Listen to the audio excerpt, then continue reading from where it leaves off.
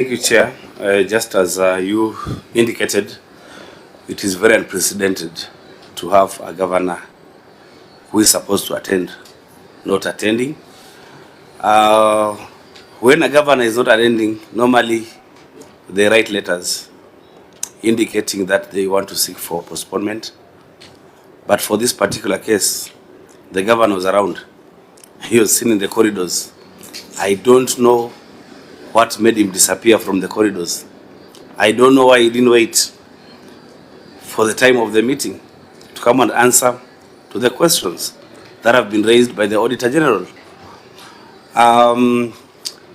As Senator Wambu has rightly stated, that when we were fighting for the small counties to get an affirmative action fund, THARAKA was one of the beneficiaries who got approximately 400 million, which will run for 5 years.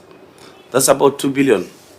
You cannot get that type of money and expect that to not come here to answer to how you spend that money. So I think it's very unfortunate. What the governor has done is very, very unfortunate. It should be condemned with the strongest terms possible.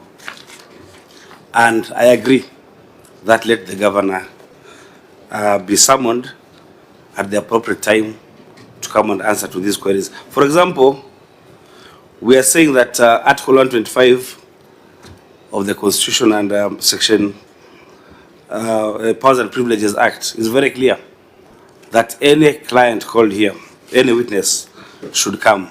He has flouted that law.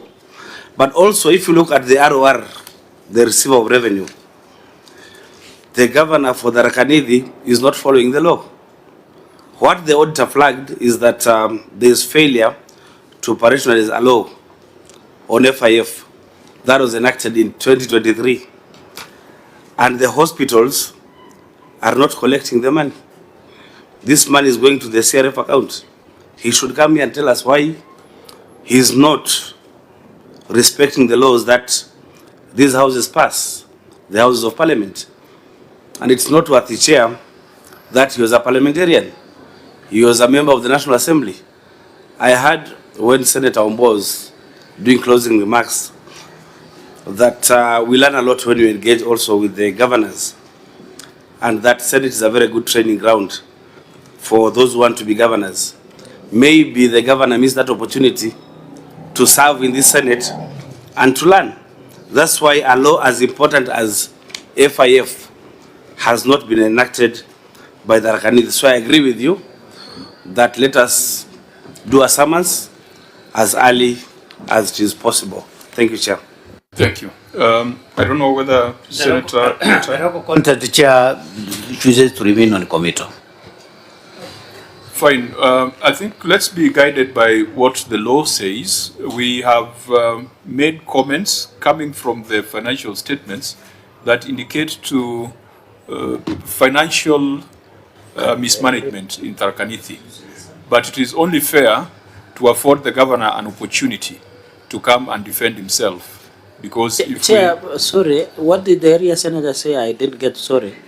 And then number two, on a point of information as he responds, I wanted to say that it is embarrassing because the chair at the Council of Governors in charge of health is the governor of THARAKA, who is not operationalizing Facility Improvements Act, which should the issues of health. I wanted just to inform and that's more the reason why we need to have the governor appear before the Senate to clear the air on these things.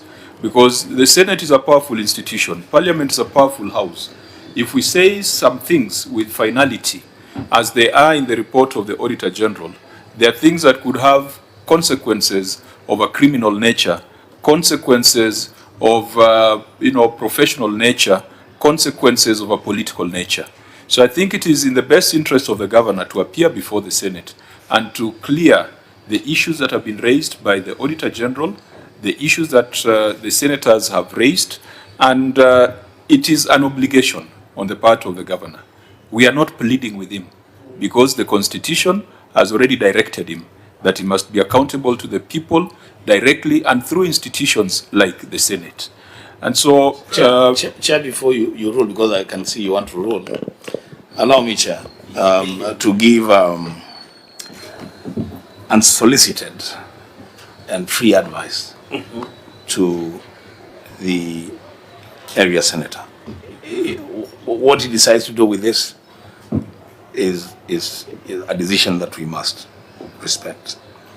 You know, Article 196 gives my colleague, my brother, the responsibility to protect the interests of the people of the THARAKA and their government. On a matter as this, my brother senator, and I say this free and solicited advice. Senator Abua, we shall advise each other in the chamber. Okay. Yeah, I think I'm guided. We'll do a conference so that we can advise each other. I'm guided. The area senator was looking excited and eager to get the advice. You can even feel from the laughter and excitement. No. I should have sought to know whether I wanted that kind of advice. Yeah, because I have sat here for 3 years. even point of information. Even the governors